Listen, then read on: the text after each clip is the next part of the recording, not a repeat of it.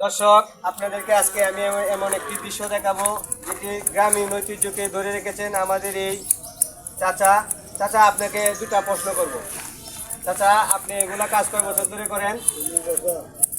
40 বছর ধরে চাচা এগুলা কাজ করেন। এটা কি আপনি কি গ্রামীণ ঐতিহ্য ধরে রেখেছেন?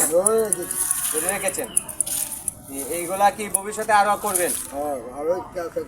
আরো ইচ্ছা আছে আপনাকে করার? হ্যাঁ দর্শক, শুধু এই কথাই বলে আমি বলতে চাই না।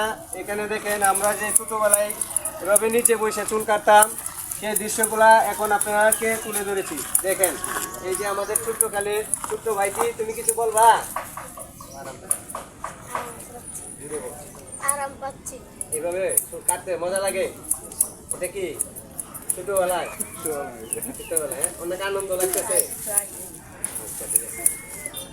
দর্শক, এই যে চাচার জিনিসপত্র দেখেন, চাচা গ্রামীণ ঐতিহ্য ধরে রেখেছে, তার উদাহরণস্বরূপ প্রমাণ।